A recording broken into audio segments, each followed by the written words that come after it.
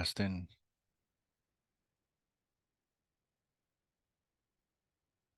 Testing. 1, 2, 3.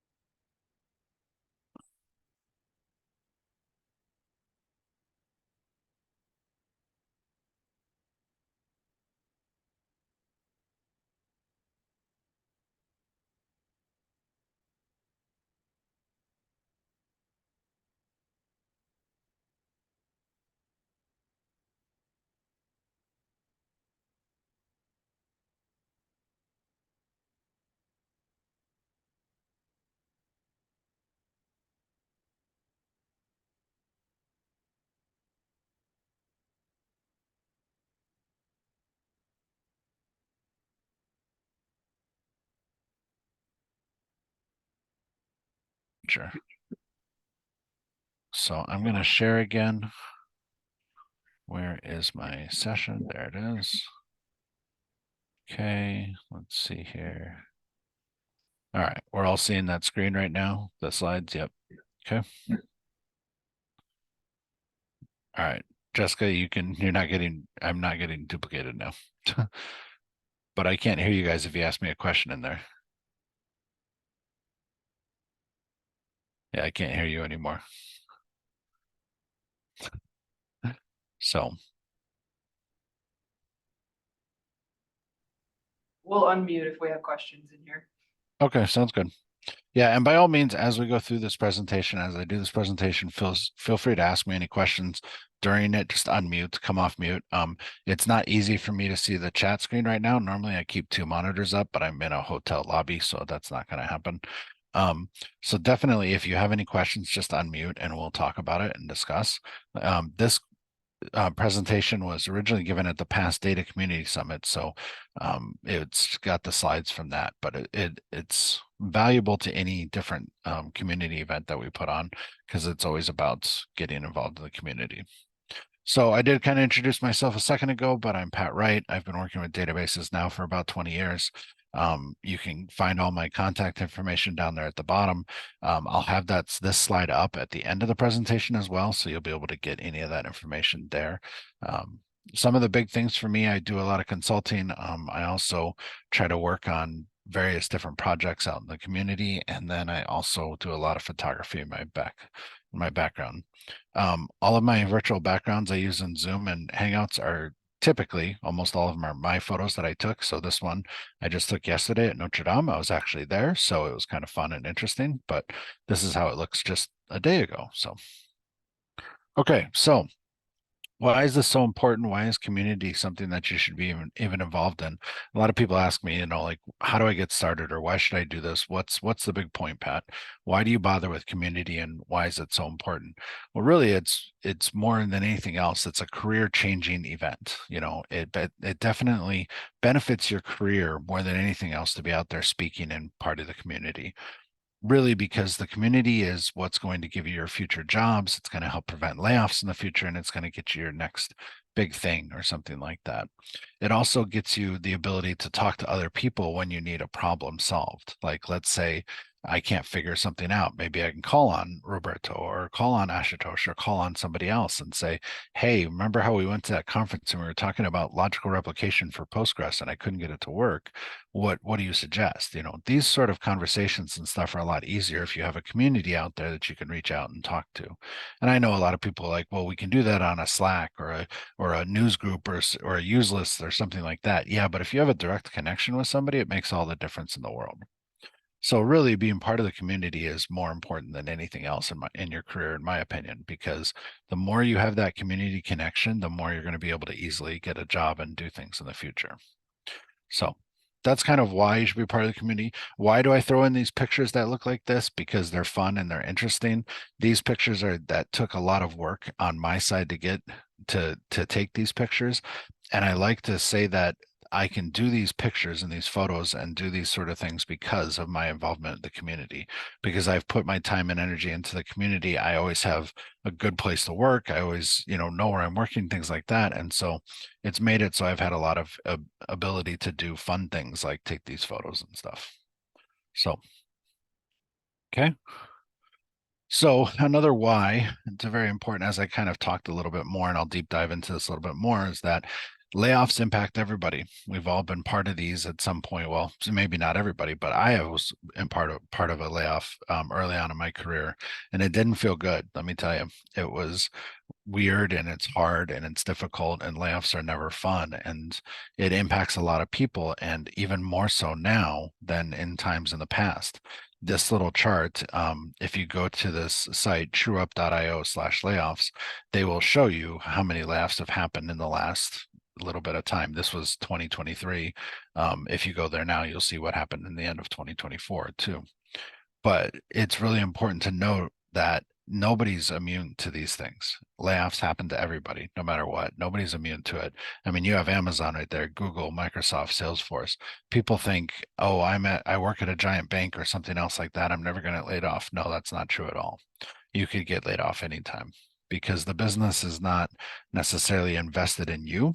It's invested in its money. And that's what a business should be invested in, right? The goal of every business is to make money. That's really their goal. It's not to keep you employed, it's to make money. So, as much as I love some of the businesses I've worked for, that's a true statement. So, I tell people all the time the only person that's going to invest in you is you. So, it's very important that you attend events and community events so that you invest in yourself so that when layoffs happen, then you're ready for them.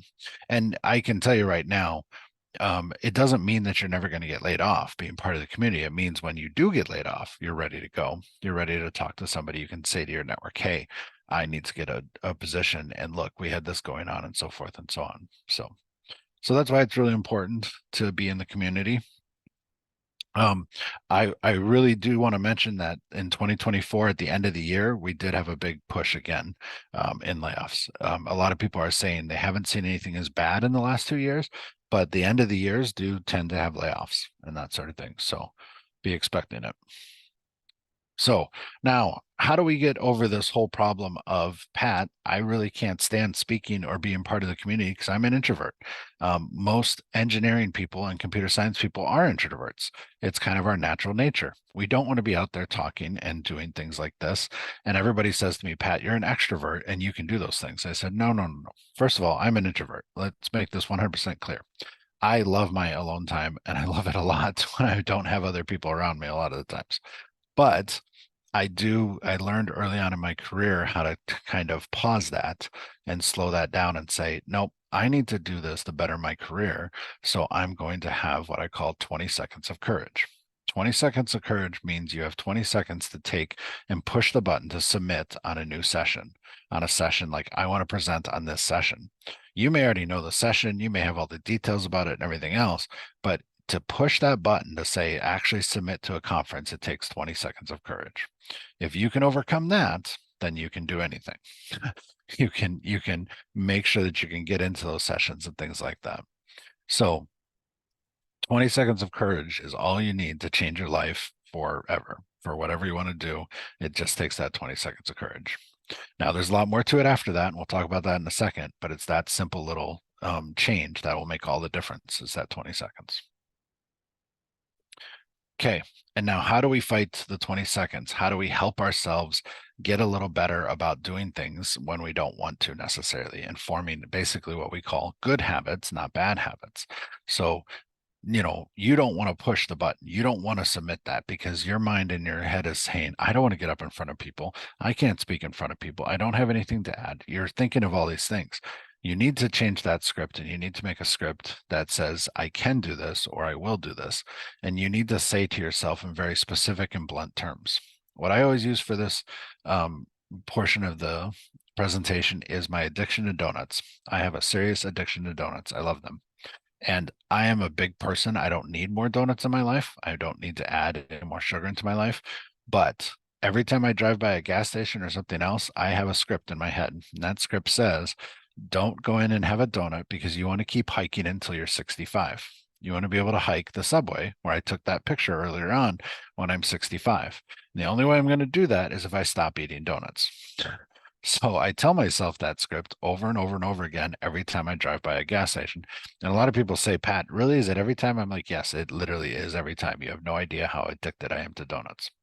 And I'm currently in another country right now, and I've completely failed my addiction to donuts right now. I absolutely 100% had cheesecake for dinner tonight. So I have completely failed this whole sugar problem. But I want you to know that even failing, you can still keep doing it, and the script is important. A lot of people ask, where do we get the script or this idea? And it actually comes mostly from AA and people that are addicted to other things. They use scripts like this to try to help them with their addictions. And that's what it is. It's an addiction to sugar or addiction to anything else, but you should have an addiction to presenting in the community. Okay, so that means you should start doing it more. To do that, you have to overcome that introvert. To overcome that introvert, you need a script. So try to make it something that's specific. Try to make it something that's honest to yourself. You're not going to tell someone else this unless you're me and you're talking about donuts. But normally you're going to say to yourself, I need to present at this conference because I want a better job. I want to make sure I'm safe from layoffs in the future, or I want more money or something to that nature. Something that gives you a very specific goal in mind. That's what you want to do to get over that script. So, any questions so far? Don't say any, so I'm just making sure. In the room, you should just raise your hand because I can see better that way. If you do have a question, or go on mute. Okay. So this is the other biggest question I get when I'm presenting, when people come to me from the user group or something else. This one's a very common one. We're starting this Postgres user group up again, and I need people to come present. But there will be plenty of people in the audience, and in every audience, that'll say, I have nothing to offer. I'm a junior Postgres DBA. I, have seen presentations from some of the best. I've seen all these people talk. How could I ever speak on the same topic as them? And I answer them, well, you have a different perspective. No matter what, you have a different perspective. I've been doing this for 20 years now, and those 20 years have taught me a lot of wonderful things. And the most important thing is that I don't know everything. And by knowing that, it means that there's going to be a perspective that I don't understand. I haven't, it's been a long time since I did something new in the system. So to see that or to understand that with a new perspective makes a big difference. So you always have something to offer no matter what, always. Make sure that when you're doing that, you're telling a story. The big thing that you always need to start with on your first presentation or any of your starting presentations is tell a story. You all will not remember everything I say today, but you will remember that I'm addicted to donuts because I told a story about it. And that will make all the difference in the world, as those stories are what really makes a difference. One of the most common ones I use as an example of this is I did a presentation at a college campus right here in Utah, and I told them a story about crashing a database server. I crashed a database server. We all have. We're database people. It happens sooner or later. Lost data, everything else, had a really bad weekend, crashed the whole server. And in my LinkedIn message, in later on, about a week later, I got a message from a student, and his LinkedIn message was, hey, I wanted to connect. That was really cool that you talked about crashing a database server. That's the only thing he remembers from my presentation. I told him about career and about what he should look for, and salary and all these other different things. The only thing he remembered was me crashing the server. That's it. I was known as the crashing server guy. And I'm like, okay, that's probably not my best thing to be known for in a database world. I should not be known for that. But it's again, the story is what matters. The story is what people remember. So whenever you're doing a presentation, make sure you tell a story during that presentation. It'll make all the difference in the world. And for anybody that's just starting out too, we can help with this. We 100%. I love to help people with presentations. I love to get better presentations and give them great feedback on it. Okay, so here's all of our steps to get started on presenting and being part of the community. And then I'm going to go into specific detail items here in just a second, and we'll kind of go through them quickly because, again, until you're actually putting the presentation together, the details don't help you too much. Really, what you've got to get through is these key things that I'm talking about right here. So start with why, what's so important to you, why it's important that you present and be part of the community. I think we've already established that. Have passion in everything that you present. I always tell people the first thing you should present on is whatever you're most passionate about. Don't present on something you want to learn necessarily. That's a good way to learn something is to present on it, but you really got to do something you're passionate about. My first presentation ever was about pulling stats from tables. I mean, not tables, uh, uh, query stats into an Excel spreadsheet and then showing people how to display that. Now, this was 2006 with SQL Server, so this was a very groundbreaking thing back then. Now it's kind of commonplace, but it was definitely different back then. Make sure you tell a story. If you look up YouTube and you go to David Phillips is a wonderful storyteller, and he gives really great presentation and TED Talk on how to tell a story. And so it's a really good way to look for that. Pause the introvert, and I for the pause the introvert too, and willpower is not the answer here. I mentioned this book right over here on the side. It's called Change Anything, The New Science of Personal Success. I suggest everyone reads this book. I always love to suggest this book as much as possible. If you're an Audible person, it's only about 5.5, 6 hours. It's really short, and it's a really, really good book to give you these ideas and concepts of how to change your daily habits. It's helped me greatly in doing these sort of items. So I would definitely suggest it for anyone. Like I said, it's a quick read. Okay. Any questions? I don't have any questions yet. So, all right. So now we're going to get into the actual details of putting together a presentation and what to do. So this section of it, like I said, I'll go through somewhat quickly because this is where what I would suggest is if you start to put together a presentation, either reach out to me, I'll happy to help, or you can just simply go back to this session and start watching this session about it. Okay, so whenever you submit to a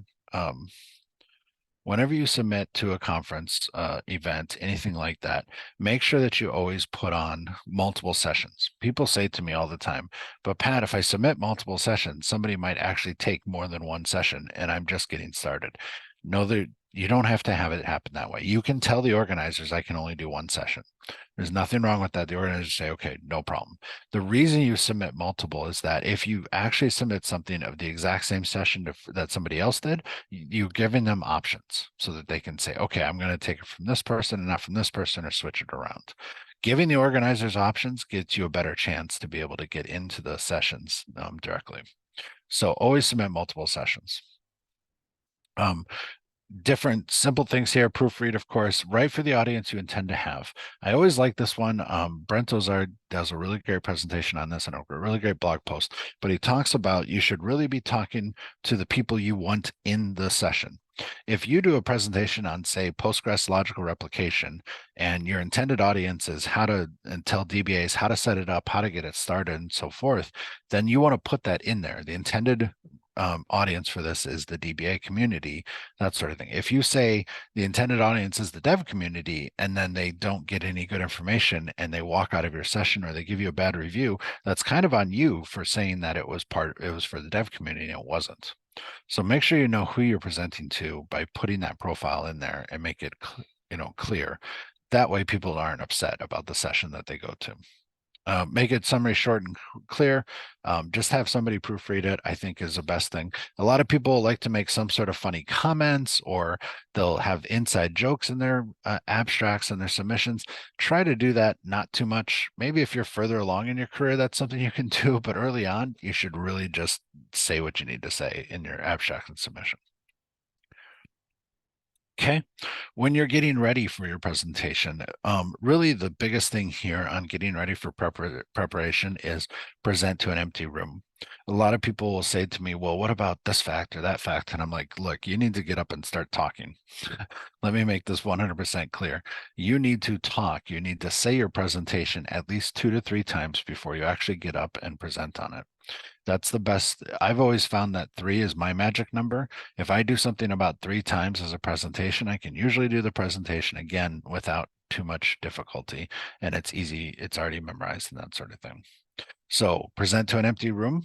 My story behind this one is I started at a new company. It was an early bird. It was like 5:30, 6 o'clock in the morning. I was in the office. This was about 7 or 8 years ago. And the CEO of the company was an early bird person too. And he came in and I went and grabbed one of the big conference rooms and I was sitting there working on a presentation. It was a presentation to high school students. I only had 7 minutes on stage in front of high school students, and that's a difficult presentation. So I was practicing this and I was practicing delivery, and I was literally in this empty conference room at 6 o'clock in the morning talking to an empty room. And he sticks his head in and he's like, Pat, you all right? And I go, yeah, yeah, I'm just practicing for a presentation, just getting it ready. He's like, oh, okay, understood, and walks out. I didn't get fired or anything from the job, so luckily they didn't think I was crazy or anything. But it's very, very important to present to an empty room, because it's two key things. One, you get comfortable, like I said, 3 times. And number two, you're figuring out your timings. You're figuring out how long you're actually going to speak. That's important to know how long you actually have to take. Like I said, that presentation I was doing, I had to get within 7 minutes, which is very hard. If you have a normal presentation, you're at 30 or 40 minutes, you know how long it goes because of you speaking. So make sure when you're practicing, anytime you're practicing your presentation, actually say what you're going to say. Don't just click through the slides, say what you're going to say. And then as soon as you can present to others, a lot of people will say, I present to my wife, my partners, whoever else, I present to someone else and they're bored. And I'm like, that's fine. Let them be bored. They can fall asleep. There's no problem with that. If you've got dogs, present to them. If you hold a treat in your hand, they'll definitely listen to you. If you don't, they won't. But whatever you got to do to present to others to make yourself more comfortable. If you can start with a presentation to like your user, I mean not your user group, your fellow team members, that's a great way to get started before you go out to do it on a user group meeting. And then there's the bit.ly link down there for Tell a Story. That's the David Phillips YouTube link to his storytelling. Any other questions on prep? Any other comments? Okay. If you're doing a demonstration in your presentation, I can't suggest this enough. Practice, practice, practice. Excuse me, make sure that you do everything you can to practice it before your presentation. If you're doing some sort of live demo, always have some sort of backup. And a backup can be screenshots of what you're trying to do. A backup can be a pre-recorded video of it that you could show as well. Anything that you can do to make sure that your demonstration can go well. When you have a demonstration go bad, make sure that the number one thing you do is you apologize once. You say, oh, I'm really sorry about this. The demonstration didn't work as I had planned, but here's the slides, here's the screenshots I have, or here's the video, and then move on. Don't keep talking about your demonstration and how bad it went. I've had several presenters in my past that have kind of apologized profusely over and over again about the demonstration not going well. That's all we remember about the session. You don't remember all the other good information they brought and everything else. All you remember is that their demonstration went bad. So make sure that you practice your demonstration and that you go through first. Robert, you have a question. No, it's a question. Just yeah, don't rely. The conferences have sometimes they have terrible internet connectivity. So if your presentation is going to rely on you accessing something on the internet, don't. If you can do it on your laptop, great. Otherwise, like you said, record it, and you can try to do it online at the conference, but if it's not working at that moment that you're presenting, just show your video. Otherwise, Yep.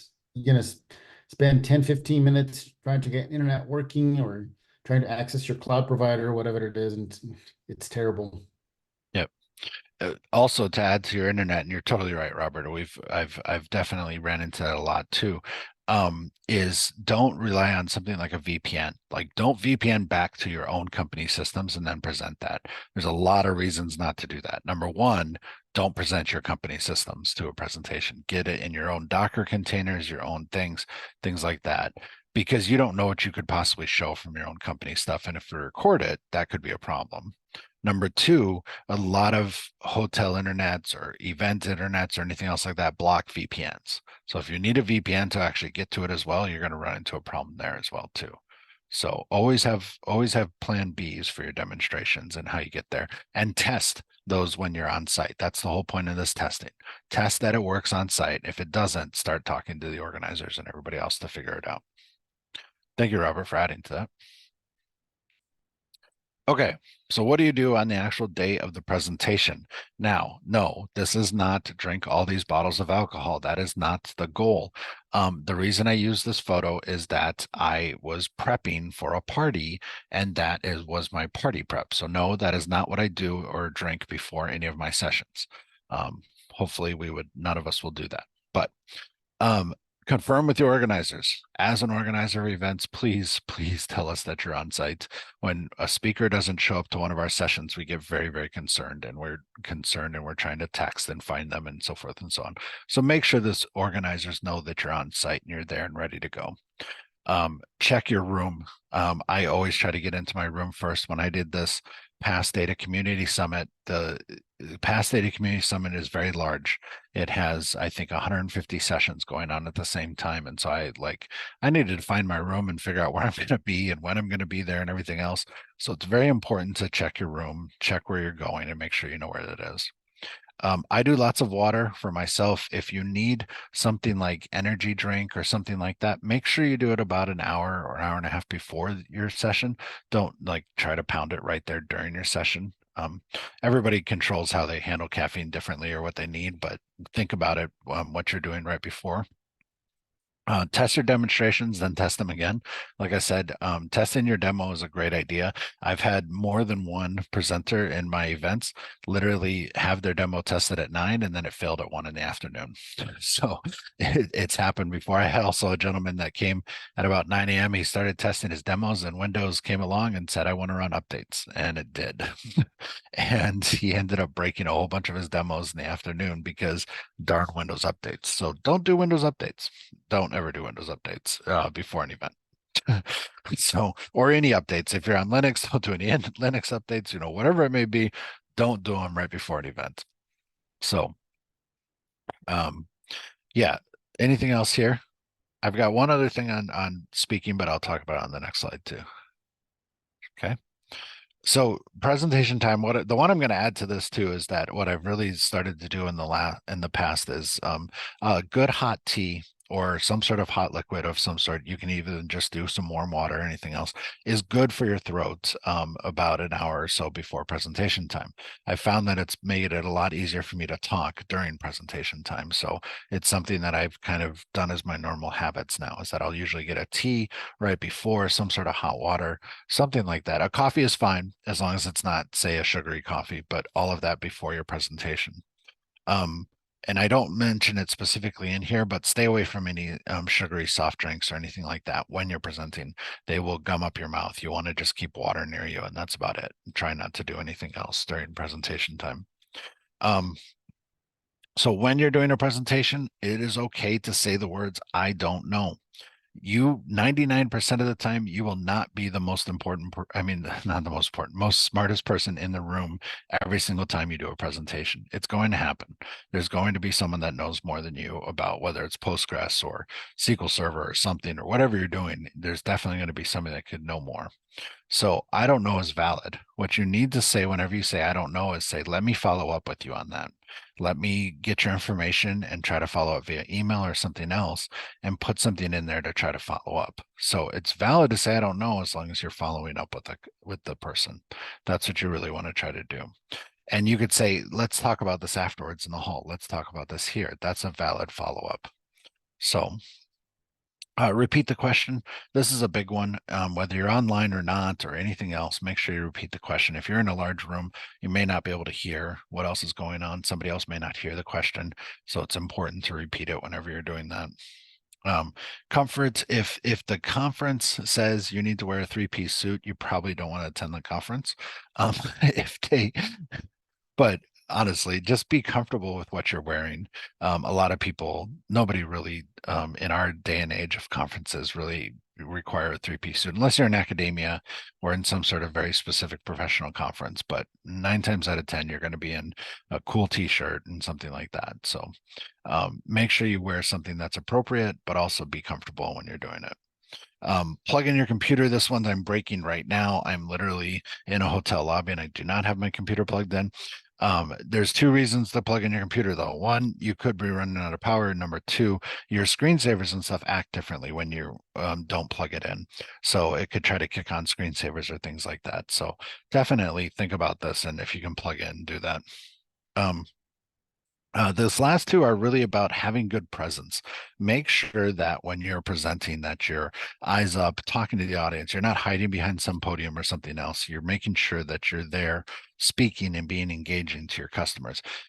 Even if you're demonstrating something, and you have to type on the keyboard a little bit, make sure you type and then look back up and take a break and talk to the audience as well, and then go back into the demo. Don't just stay down behind the demo the entire time.